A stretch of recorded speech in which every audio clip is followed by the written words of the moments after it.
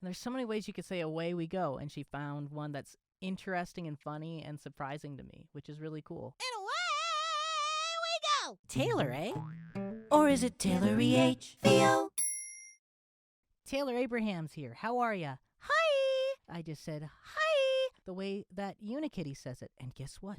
We're going to be watching Unikitty. I'm a pro voice actor in Canada guy? with lots of parts and things. And I thought it'd be good to dissect some voice acting performances, like the frogs that they are. Speaking of which, I also looked at Amphibia. Check out that video. Before we get to Unikitty, the animated series, let's check her out in her initial appearance in the Lego Movie. Hi! I am Princess Unikitty, and I welcome you all to Cloud Cuckoo Land! Ugh. Kill it with fire. Here's the thing about getting big name actors in animated movies. Sometimes it really works out nicely. Other times it's just kind of. And believe me, I like me some Alison Brie. She's a very good cheese, very good actress. It's just in comparison to Tara Strong, there's just this kind of discomfort that she brings to it. Like she's not owning the sugariness, to sound a bit like a pompous acting coach. You're a cat and you're a unicorn. Couldn't be more like saccharine and sugary and ridiculous and girly and all those things. It seems odd to me that her performance, it just feels a little held back. Granted, it's also Lego, which is a bit stiff, so maybe that's what they were going for. Sometimes you'll notice in movies where they have big name actors doing these characters, they almost over-animate the characters sometimes to compensate for flat performances. Now, that's not a luxury that you have in the fast-paced world of animation for TV. If they are outsourcing the animation to a company that's not pristine, maybe the performance compensates a bit for that. And if the animation's great and you've got a great acting performance as well, it just glues them both together. There's this beautiful symbiosis that happens. There was some Facebook forum I was on. It was an interview with Jason Bateman about Zootopia, and there was something he said about voice acting that made me comment, I'm not sure this guy really gets voice acting. And then Maurice LaMarche himself replied, oh no, he gets it. I felt like an idiot. No bushy mustaches, and no negativity of any kind. See what I mean? It's like she's reading a little storybook for children. She just doesn't sound that comfortable as a voice actor yet, at least when this was being done. Except the not happy ones. Those you push down deep inside where you'll never, ever, ever, ever find them. That cartoonish contrast, even that kind of feels forced compared to Tara Strong, who you're about to hear, and she's been doing it longer than you've been alive, probably. So let's look at some Unikitty, the Cartoon Network show. You know, Rick, airplanes are actually the safest way to travel. Last week you said And she's voiced by Kate McCucci, Garfunkel and Oates. I just want you to hear a little bit of Tara Strong as Unikitty now. Don't you worry, Rick. One trip with your friends and you'll forget all about your silly, paralyzing, soul-crushing fear of the sky. Plus, today's the perfect day to fly, because Hakuda's taking his pilot's test. So there's such a sugary upbeatness to her, and even if you have to say a line rapid fire, which is very common in cartoon shows like this, to put it in perspective, you've usually got to get through like 20 pages of script in an 11-minute episode. So that's less than a minute per page, when the rule in movies is typically a minute per page. So these are fast, and maybe say something slower if there's a real comedic reason to. But she's not just going to blast through things for her entire dialogue, right? She makes sure that there's a few notes in everything that she does. So even if she says a bunch of things, then it's pilot's test! So kind of singing it at the end. that's right. Your pilot today will be soon to be licensed Captain. So that's some nice contrast there. The soon-to-be licensed, saying it so quickly, it's almost like the disclaimer at the end of a commercial for some horrible medication. May cause penis to fall off. May make your voice sound like mine forever. May turn you into a woman. But that sounds kind of hot to me. But still, it's like he's kind of trying to hide the soon-to-be licensed part. Dial, and today's forecast looks like a home run. Like a home run. Oh, yeah. Watch enough TV and you learn all the little isms and cadences. There's so many ways that you can sound confident. You know, it could be, oh, yeah. It could be, oh, yeah. It could be, oh, yeah. So many ways that you can say the same thing. Duff man. Don't you believe in Crocodile? Everyone else in town does. With their lives! This show was kind of like the internet on TV, because it's so fast and so bipolar. Suddenly cut to this thing with their lives, and then back. Don't you want to put yourself in totally unnecessary danger? For friendship? So it's little things like that that make Tara Strong awesome. She's been at this a while, and she knows what she's doing. The friendship! Just making friendship into that. You know, like, push him into it, like manipulate him a little bit. But you could just say, for friendship, but say it, friendship, and suddenly it's funny and there's something playful to it. It's always having a constant curiosity with language and words and how you can say something just a little different to give it all of that spice. Whatever's going to give you that extra 1% so that you get the part, because it's a competitive world. That's a healthy. Then away we go! Even like that, and away we go. Like, look at her. Her eyes are crossed. And there's so many ways you could say away we go. And she found one that's interesting and funny and surprising to me, which is really cool. You know, when you've watched a lot of shows like me. And away we go! You know, it's she's putting a lot of waver in it, and there's something so upbeat, but also like obsessively forceful about getting him on the plane. You know, Way we go! kind of making him go on. That's really brilliant. If you're inexperienced, you might just go, and away we go. But, it's old hat. Give us a new hat. I want a new hat. I want a new hat. One that's gonna make me laugh. Du-du-dum-dum.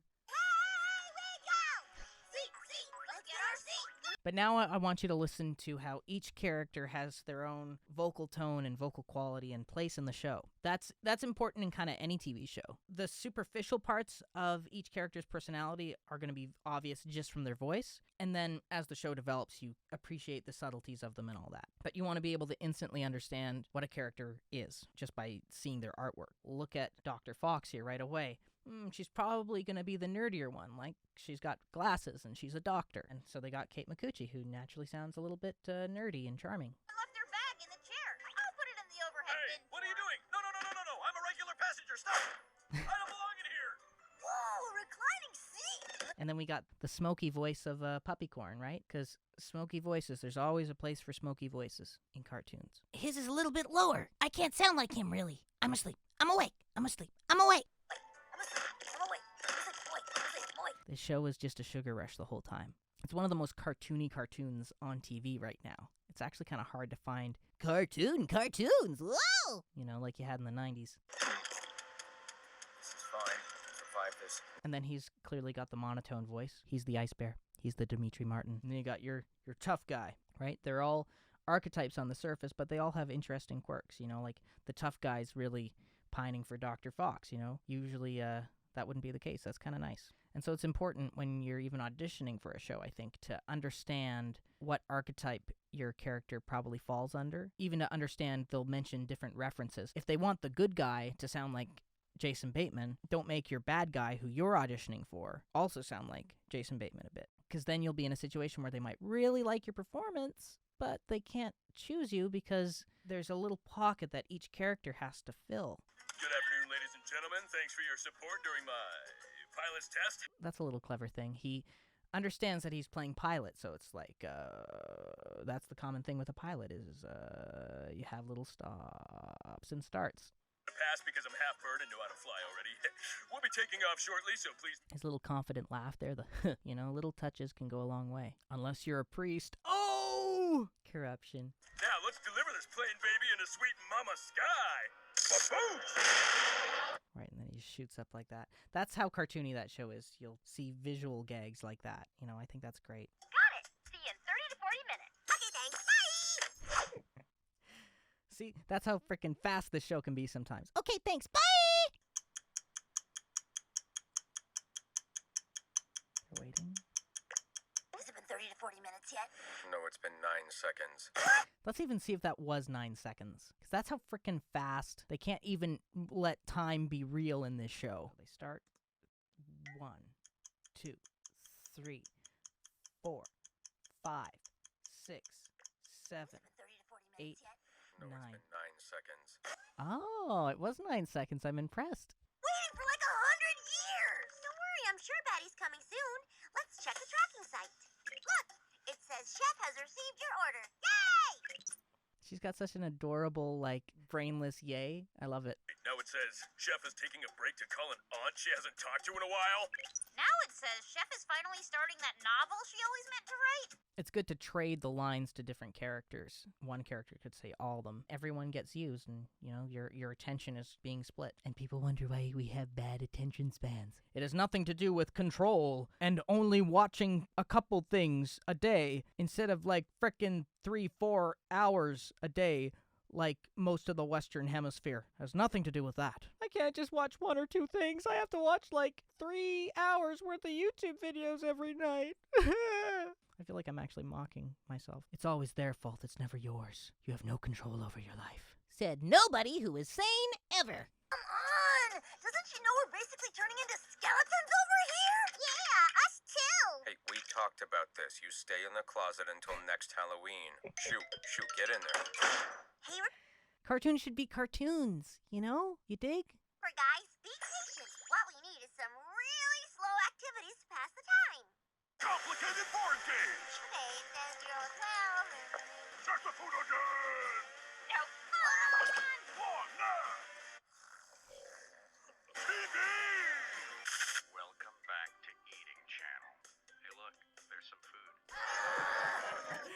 I like that. Hey, look, there's some food. Isn't that really what Food Networks are? But this show is so cartoony, even the editing is like huge to something soft. Huge to something soft. Contrast. Istanbul was Contrastinople. Now it's Istanbul, not Contrastinople. I don't know what I'm doing. But contrast is key in cartoons, for sure. It's just a bipolar sugar rush. If you go on TikTok or Instagram, that's what it feels like. Situation? I don't have an invention for everything, you know! Well, do you have one for this? Sorry, that was hunger talking. I totally do. See, everything's upbeat. It's either crazy angry or upbeat. Always choose a strong emotion. Don't make it kind of meek and subtle and unclear. Just choose a strong emotion and find an interesting way to express that strong emotion. I totally do. Just upbeat, you know. There's different ways she could have done it, but there's a confidence to that way of saying it, you know. I totally do. Like, you idiot. Of course I do. You know, that's not in her nature. Or I totally do. You know, that's kind of arrogant, right? Because you're putting the emphasis on the I. I totally do. She could have also done, I suppose. But these are the things you gotta think about when you're voice acting. That clip's almost exhausting. This whole show is almost exhausting. Because so much happens in 10, 11 minutes. It's ridiculous.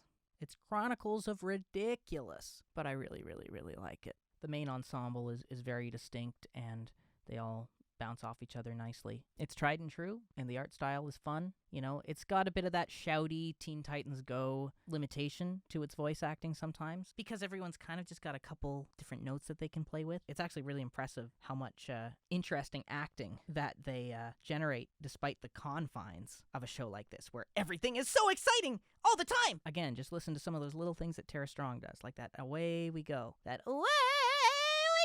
Even if you're just high octane the whole time, there's still little things that you can find to keep every line interesting. But speaking of interesting, if I continue this video, it no longer will be. So I'm gonna stop. Thank you very much for watching. I do appreciate it muchly. If you liked what you saw, hit subscribe here. I wish you a lovely day and a good night. And thanks for watching. Bye! Thanks for watching. If you liked what you saw, please subscribe, click the thumb, and the bell. I'm also on Facebook and Instagram or whatever. And here's me as a kid saying, So long for now.